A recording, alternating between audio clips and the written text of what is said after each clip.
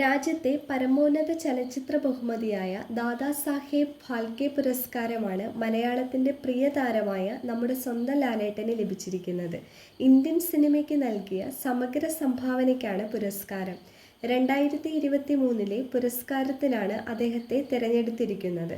തലമുറകളെ പ്രചോദിപ്പിക്കുന്നതാണ് അദ്ദേഹത്തിൻ്റെ സിനിമാ യാത്രകളെന്ന് പുരസ്കാരം വാർത്ത പുറത്തുവിട്ടുകൊണ്ടുള്ള കുറിപ്പിൽ പറയുന്നു. ദാദാസാഹേബ് ഫാൽക്കെ പുരസ്കാരത്തിന് എന്നെ തിരഞ്ഞെടുത്തതിൽ അതിയായ സന്തോഷവും അഭിമാനവുമുണ്ടെന്നും അത് എനിക്ക് മാത്രമായി കിട്ടിയ അംഗീകാരമല്ലെന്നും മലയാള സിനിമയ്ക്കും മലയാള സിനിമയിൽ പ്രവർത്തിക്കുന്ന എല്ലാവർക്കും മലയാള ഭാഷയ്ക്കും കേരളത്തിനുമെല്ലാം ചേർന്ന് ലഭിച്ചിരിക്കുന്ന അംഗീകാരമായാണ് ഇതിനെ കണക്കാക്കുന്നതെന്നുമാണ് നമ്മുടെ സ്വന്തം ലാലേട്ടൻ പറഞ്ഞിരിക്കുന്നത്. ഇത്തരത്തിലുള്ള വലിയൊരു അംഗീകാരത്തിന് എന്നെ തിരഞ്ഞെടുത്ത ജൂറിയോടും ഇന്ത്യയിലെ ഗവൺമെൻറ്റിനോടും നന്ദി പറയുന്നതായും അദ്ദേഹം പറഞ്ഞു.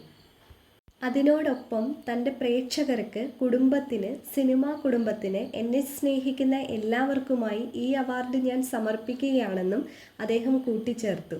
എന്നെ ഞാനാക്കിയ സംവിധായകർക്കും സഹപ്രവർത്തകർക്കും ഞാൻ ഈ സന്തോഷം പകുത്തു നൽകുന്നുവെന്നും അദ്ദേഹം പറഞ്ഞു.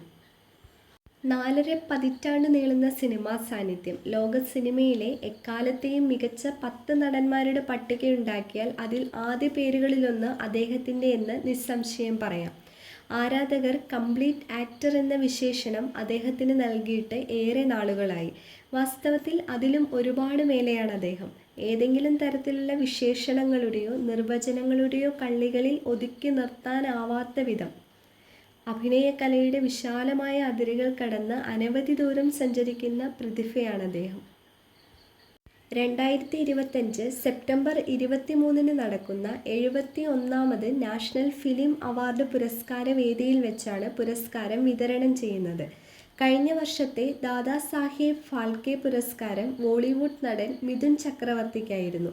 സംവിധായകൻ അടൂർ ഗോപാലകൃഷ്ണനാണ് ഇതിനു മുൻപ് ഫാൽക്കെ പുരസ്കാരം ലഭിച്ച മലയാളി. 2004 അദ്ദേഹത്തിന് പുരസ്കാരം ലഭിച്ചത്.